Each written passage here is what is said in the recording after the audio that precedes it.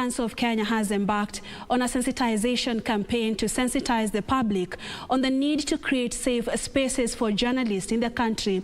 The council says that the recent attacks on journalists are indicative of existing gaps in the relationship between members of the public and the Fourth Estate. MCK manager in charge of research planning and strategy, Leo Mutisya, says educating the public on the operations of journalists is a major move towards averting future attacks on scribes. Details of this and other highlights in the County News Roundup.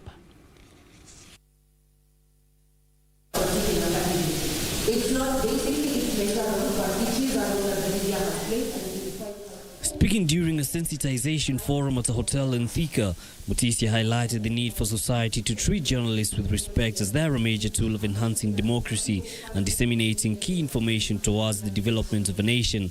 The stakeholders on their part called for bipartisan reporting from the scribes. Tulikuja hapa kuangalia what happened, what issues came up, what gaps zilikuwa pale, na tuone vile tunaweza tatua zile gaps going forward, because 2022 is just around the corner. And this does not necessarily mean being partisan. I think impartiality becomes a very key issue. Also, residents of South B Estate in Nairobi are calling on the Metropolitan Services to intervene in an ongoing tussle over the ownership of a playground in the area. The piece of land, commonly referred to as Elimu Sacco grounds, is used by the locals for sports development. Elimu Sacco, which runs an office in the area, has in the meantime distanced itself from the tussle, saying it has no affiliation to the unraveling controversy in that the said land does not belong to them. 19 hao watu wote wamepotea. Sasa baadaye wametokelezea, wamekuja wamesemaje hii shamba ni yao. Wamempeleka kotini, wamemchaji kuwa amejenga kwa wenyewe na anaitishwa bodi ya ngiri 100. Huyu ni kijana hata ngiri 1 hivi haizi pata hata akitafuta. And a middle-aged woman from Kiambu County is accusing her father of assault following a fracas at his house.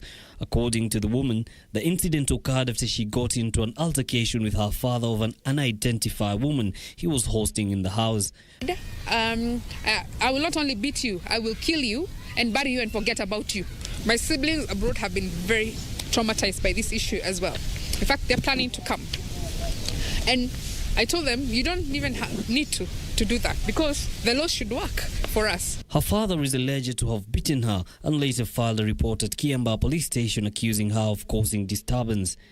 Meanwhile, Stanley Mutai has retained his seat as Nat Kericho branch executive secretary after trouncing his main challenger Anne Cheruiyot. Mutai, who is seeking to unseat the current Secretary General Wilson Sossion, criticized the current running of the union, even as he accused Sossion of attempting to interfere with the branch elections. He urged members to vote for him in the upcoming national elections in April. This is a special announcement.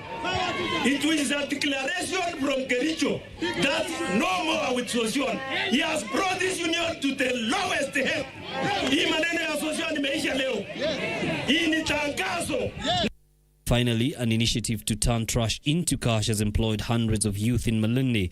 The initiative, which is aimed at cleaning and conserving the environment, involves a monthly cleanup exercise. Actually grown since they started the initiative of hygiene. So it's an avenue for job creation, and we've seen jobs being created. Kazi Mtaani itself, basically, they've managed to create an extra 20 jobs. By the end of the year, they'll have another 100 jobs. Youth who engage in the cleanup recycle some of the garbage and make new products for sale. Yusufar, Channel 1 News. Thank you so much for staying with us. Mukanzi Albert on Twitter, you tuned in from Kakamega County. Thank you. Joseph Wajeri, you are also tuned in from Oloitoktok border. And we have at Godi Washinyalu tuned in. And of course, saying you're looking forward to the conversation with Dr. Rudy Eggers tonight. Thank you so much. Tell us where you're watching us from. And tonight, we are talking matters COVID-19, 1 year on. Now we have the third wave of coronavirus and mutating variants of this virus. Do we have an end to this? At Purity_Museo and at KBC Channel 1 News, the hashtag tonight to use is Family Matters KBC. Dr. Rudy Eggers, the World Health Organization representative to Kenya, is our guest tonight. Keep talking to us and ask us some of the questions of your concern. Voters in the Central African Republic are set to go to the polls for the second round of legislative elections after December's first round was disrupted by rebel grounds controlling about 2/3 of the country. Elections were held in 118 of the country's 140 constituencies. Voting was not possible in 69, while a second round is being held in 49 after no candidate secured an outright majority. The authorities in the capital Bangui say the security situation has now significantly improved. Both Rwanda and Russia have sent troops to back government forces.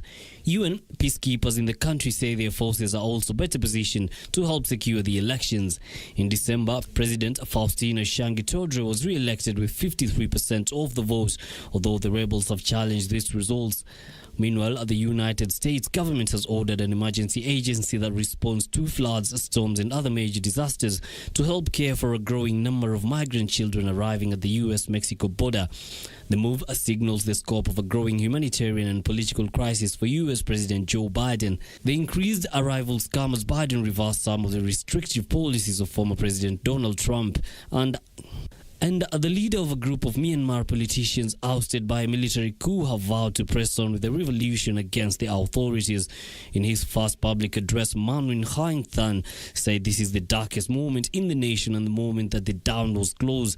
He's leading a group of legislators who have refused to accept last month's coup. Protests continued on Sunday with at least 5 people killed.